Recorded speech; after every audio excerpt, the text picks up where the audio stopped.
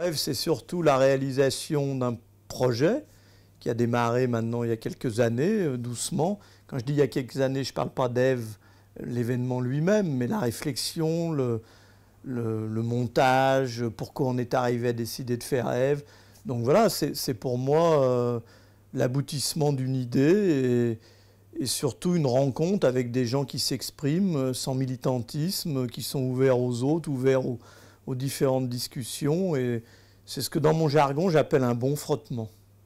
Ève, c'est avant toute chose une rencontre. Hein, c'est la rencontre entre d'abord des individus. Hein, c'est la rencontre avec Anne et son projet. Je me souviens très bien, c'était l'été, c'était chez Danone, et c'était cette idée nouvelle, ce projet comme une start-up. Et pour L'Oréal, c'était une opportunité formidable de prendre ce projet et de s'associer, j'allais dire, rapidement. Et c'était au-delà d'une rencontre d'individus, et c'était surtout une rencontre d'idées, c'est une vision partagée, hein, qui était de trouver un moyen de plus, de permettre à des gens de s'ouvrir, de se découvrir, de se rencontrer, d'aller l'un vers l'autre et de développer au total la confiance en soi que peuvent avoir en particulier des femmes en tant que leaders. Donc c'était pour nous une grande opportunité qui nous était amenée par quelqu'un qui avait déjà pensé et réfléchi à ce projet. Donc c'était tout simplement formidable de s'associer dès l'origine à ce projet. Eh bien pour moi, Ève, c'est du vécu. Je me souviens tout à fait de cette soirée où je suis arrivé à Évian en passant par Genève, un énorme bouchon pour commencer, de la neige, donc un phénomène d'appréhension. Mais lorsque je suis arrivé finalement à Évian, à ce grand moment de rencontre, j'ai été particulièrement surpris par l'énergie, la bonne humeur, la simplicité des relations, l'engagement. Et nous avons pu débattre et discuter longuement dans la soirée, d'ailleurs après un repas très animé, des rencontres avec les unes et les autres qui est tout à fait remarquable. Et je crois que c'est bien la démonstration de ce vécu, de cette évolution. Ève, c'est un programme ambitieux, mais c'est surtout quelque chose qui a complètement changé par rapport à ce que j'envisageais au départ.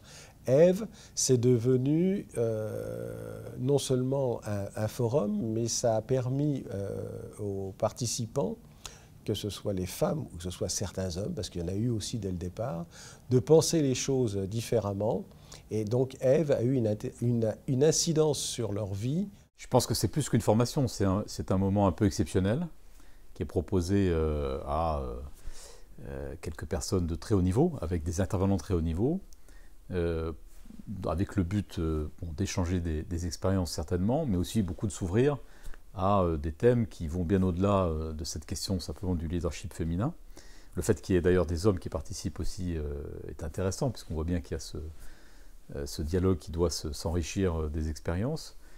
Moi, je pense que l'émergence, disons, des femmes dans les postes de responsabilité des entreprises, c'est un phénomène très important, un phénomène de fond, qui ne fait que démarrer, mais qui s'accélère. Et je pense que ça va changer assez profondément la perception aussi de l'autorité, du management dans les entreprises.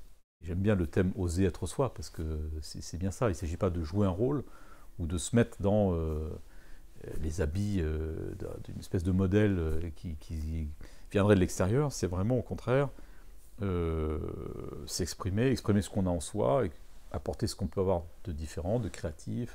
Ève, comme on dit, c'est oser être soi, mais c'est en fait une petite graine, mais tellement forte cette petite graine qu'elle aide tout le monde à pousser les murs.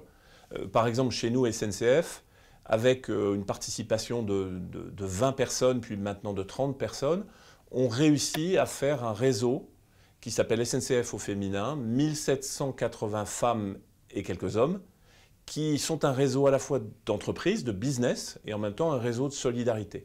Et ce réseau-là, pour moi, comme chef d'entreprise, il est très important parce qu'il prend des initiatives, il contribue au service aux voyageurs ou aux chargeurs. Bref, c'est un véritable réseau utile aux activités de la SNCF. Je pense que l'exercice du leadership dans l'entreprise a profondément changé ces dernières années. Peut-être qu'on ne s'en est pas bien rendu compte encore. Il a profondément changé. Je pense qu'on est passé d'un modèle d'autorité un peu paternaliste ou patriarcal, y compris quand il est exercé par des femmes d'ailleurs, à quelque chose qui est plus complexe, qui est beaucoup fondé sur l'empathie, sur l'écoute, sur la générosité, sur l'exemplarité.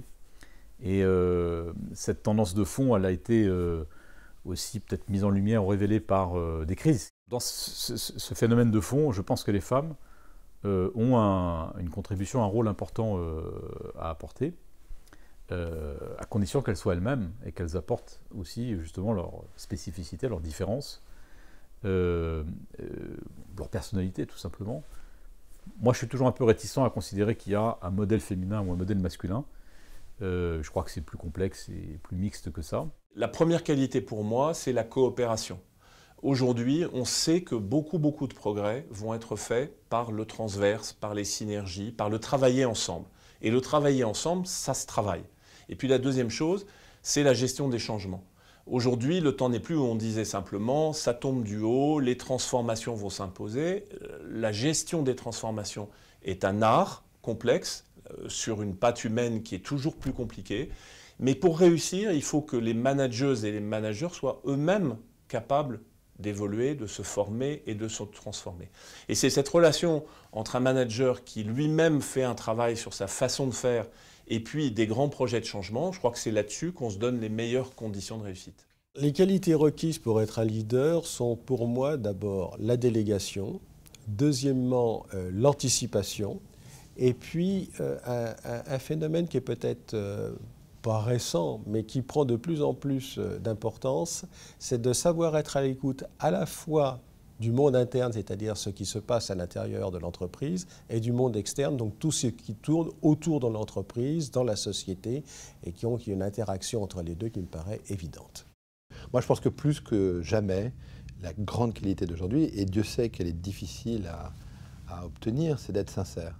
C'est de dire les choses telles qu'elles sont, de ne pas essayer ou de surpromettre ou de surraconter ou au contraire d'inquiéter. Je pense que les gens ont vraiment besoin d'avoir face à eux des gens accessibles, des gens, j'allais dire, directs, des gens qui disent la vérité. Moi, je pense que la sincérité, c'est aujourd'hui la qualité, et c'est même d'ailleurs une vertu cardinale de quelqu'un qui prétend diriger les autres, les accompagner, les amener dans une direction. Moi, je pense que sans sincérité, il n'y a pas de modernité aujourd'hui. J'ai observé que les leaders sont toujours en mouvement, toujours attentifs à l'environnement, aux hommes, aux femmes de l'entreprise, voilà ces préoccupations. Une fois que vous avez montré la voie et que vous tenez cette position, je crois qu'il faut animer les équipes, les prendre en compte. Et ce qui compte finalement, c'est être vraiment authentique, c'est-à-dire que l'on est comme l'on est, il ne faut pas chercher à tricher, il faut être dans la réalité du mouvement. Mais en même temps, prendre en compte l'extérieur et la vie de tous les jours. Et les hommes ou les femmes doivent être tout à fait à cette perception. Je pense qu'un leader ne détient pas la vérité avec un grand V, qu'elle doit être partagée, que c'est de ce groupe, hommes et femmes, que doit déterminer la vérité. Mais ensuite, une fois que la décision est prise, nous devons nous y tenir. Et je crois qu'au fait, finalement, ce n'est pas tellement les paroles et les discussions qui comptent, ce sont les actes. Et c'est la manière dont est perçu un leader qui est important. Et je crois qu'à travers cela, c'est ses valeurs personnelles, mais aussi les engagements, l'engagement et l'énergie qu'il peut mettre dans l'entreprise. Je réponds toujours de manière inéluctable, je dis il faut être libre. Je pense que la liberté, c'est le premier état d'âme qu'il faut avoir pour être un leader et pour pouvoir prendre des décisions soi-disant les plus intelligentes possibles. Ensuite, il faut aussi, mais ça, moi, ça relève presque de mon éducation. Je pense qu'un leader, c'est pas quelqu'un à qui on explique des choses et qui décide entre la solution A et la solution B. Un leader, c'est avant tout quelqu'un qui, quoi qu'on lui explique, quoi qu'on essaye de lui vendre, essaye toujours d'avoir un angle d'attaque différent. Autrement, il ne sert à rien. Je préfère la réalité au rêve tout de même si les rêves sont quelquefois agréables. Je crois que sur ce que nous souhaitons par rapport à Ève, c'est bien s'engager dans la réalité et vouloir avancer au sein du Crédit Agricole. Nous avons déjà des évolutions par rapport au nombre de femmes sur le conseil d'administration, des femmes dirigeantes dans les caisses régionales. Nous avons des femmes dirigeantes, bien sûr, à Crédit Agricole, mais nous souhaitons progresser encore et nous sommes fixés des objectifs assez précis pour 2015 pour que notre engagement vis-à-vis d'instances dirigeantes du Crédit Agricole soit plus importante. Voilà ce que je peux dire à toutes les femmes qui peuvent m'écouter aujourd'hui. Le rêve qu'on pourra avoir pour 2015, c'est de pouvoir étendre ce projet, de pouvoir, et le projet qu'on a en commun avec entre autres Danone et avec Anne, c'est de pouvoir l'étendre en Asie en particulier. Non pas parce que l'Asie c'est l'avenir, la mode ou autre chose, tout simplement parce que je pense que ce projet mérite et permet d'être plus large, plus global. Et je pense en particulier qu'en Asie, l'équilibre des genres, la situation des femmes en tant que leaders n'est pas du même niveau que dans d'autres parties du monde, en particulier en Europe, hein, même si on a de leçons à donner à personne, parce qu'on peut également s'améliorer en Europe ou aux États-Unis. Par contre, moi, il me semble important en 2015, en 2016, qu'on arrive à étendre avec d'autres entreprises, celles qui accompagnent déjà aujourd'hui si elles sont partantes, d'autres partenaires en Asie, hein, d'autres grandes entreprises d'origine asiatique. Moi, je trouve que ça serait formidable pour nous toutes et nous tous de pouvoir étendre ce projet et sortir d'un cadre, j'allais dire, européen ou occidental. Je travaille aussi avec des femmes à l'intérieur d'Orange. Et moi, j'ai à cœur, je dirais, de travailler sur le fond et avec le temps qu'il faut pour ça, à faire émerger vraiment une génération de femmes capables de prendre toutes les responsabilités, y compris la responsabilité suprême. Parce qu'après tout, c'est quand même un homme qui vous parle de tout ça. Et là, dans les gens que vous interviewez aujourd'hui, il n'y a que des hommes. Donc, n'oublions pas quand même qu'aujourd'hui, il n'y a pas une seule femme qui dirige une entreprise du CAC 40. Donc, ça montre aussi, je dirais, le chemin important qui reste à faire. Mais pour que ce chemin puisse être accompli un jour, encore faut-il qu'on ait en amont pris toute une série de mesures, adopté un certain nombre de comportements qui permettent de mieux identifier, accompagner, faire émerger cette génération de femmes. Moi, c'est ce que j'essaie de faire à l'intérieur d'Orange. Pour l'instant, j'ai 2 femmes au comité exécutif, c'est pas encore assez. On a un conseil d'administration que j'ai beaucoup féminisé aussi, puisqu'on a aujourd'hui un tiers des administrateurs de France Télécom qui sont des administratrices. Donc ça, de ce côté-là, on est plutôt en avance.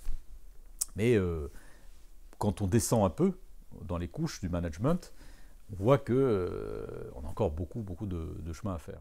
Eve 2015, c'est loin dans 3 ans. Je suppose qu'il y aura tellement et tellement d'entreprises qui auront rejoint Eve. Eve aura tellement bien fait son travail de réseau et les choses auront tellement progressé qu'on n'aura plus besoin d'Eve et qu'on sera passé à de nouveaux chantiers. La société en a besoin, le multigénérationnel, d'autres chantiers. Bon, on ne va pas rêver. Je pense que Eve est là et on a besoin d'Eve.